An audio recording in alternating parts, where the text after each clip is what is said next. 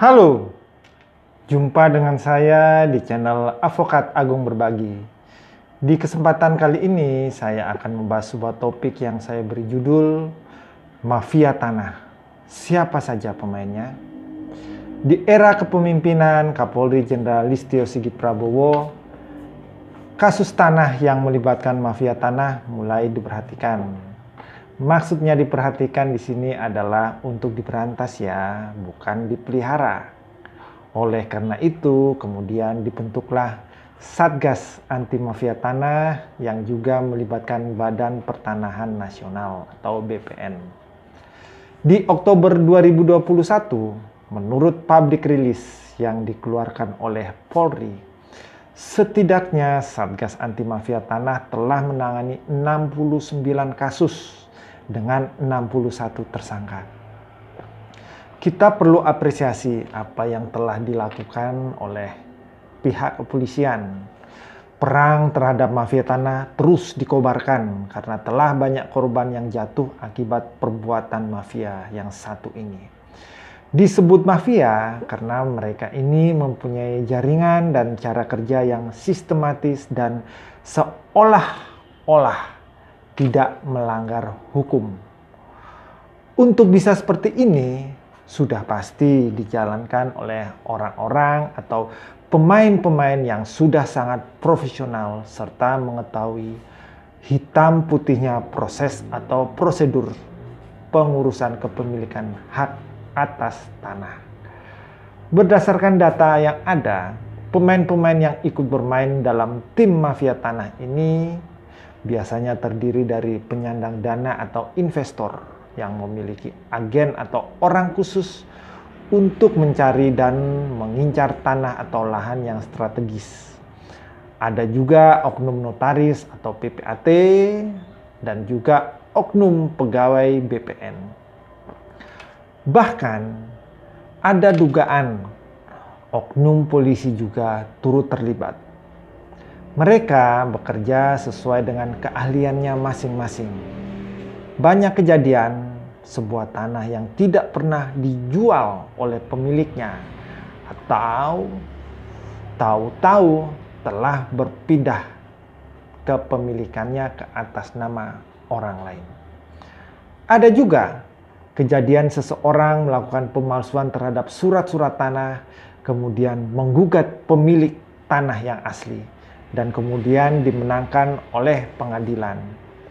Semuanya itu dilakukan secara terstruktur dan sistematis, sehingga hakim pun kadang terkecoh dan terseret dalam argumentasi pengkondisian dan perekayasaan alat-alat bukti di persidangan yang dibangun dan dimainkan oleh tim mafia tanah.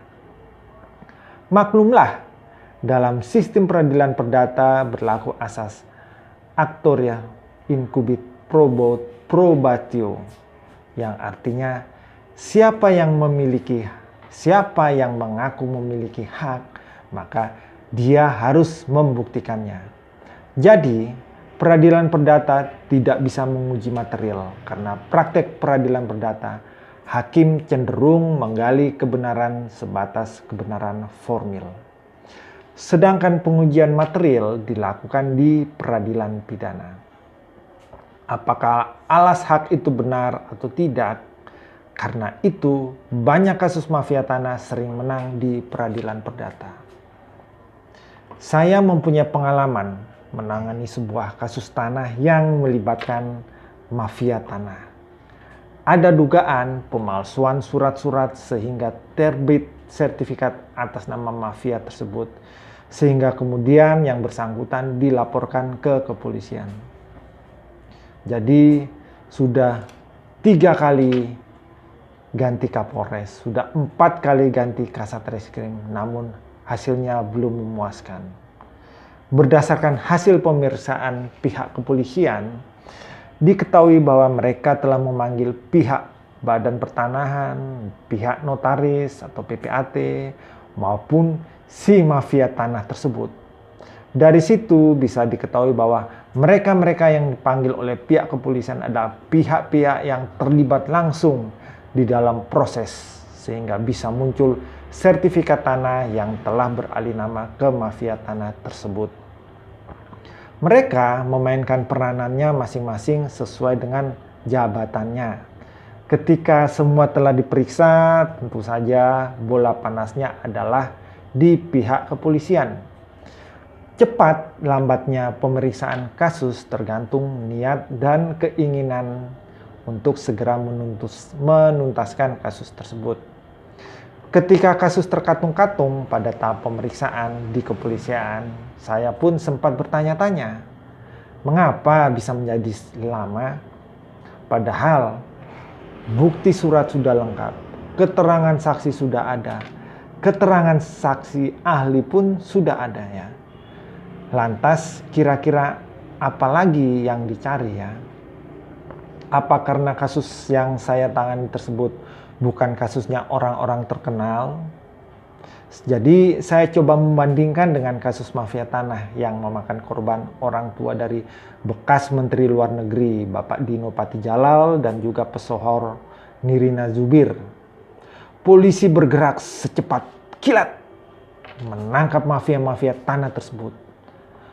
Apakah korban-korban mafia tanah ini harus jadi orang penting dulu atau orang terkenal dulu baru polisi bisa bertindak secepat kilat dan segemuruh suara guntur?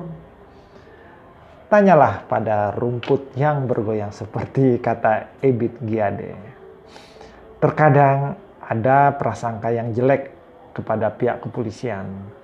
Jangan-jangan ada oknum anggota kepolisian yang juga turut bermain atau bahkan terlibat dengan mafia tanah agar kasus ini terus terkatung-katung atau bahkan dihentikan kasusnya sehingga menguntungkan pihak mafia tanah. Wallahu alam, karena yang tahu hanya mereka dan Tuhan. Mudah-mudahan sikap tegas Kapolri untuk membasmi mafia tanah dengan membentuk Satgas Anti Mafia Tanah bisa optimal sehingga segala macam bentuk kecurigaan terhadap polisi sendiri akan hilang dengan kesungguhan mereka memberantas mafia tanah. Sekian dulu pembahasan saya kali ini. Semoga bermanfaat bagi kita semua. Terima kasih dan salam berbagi.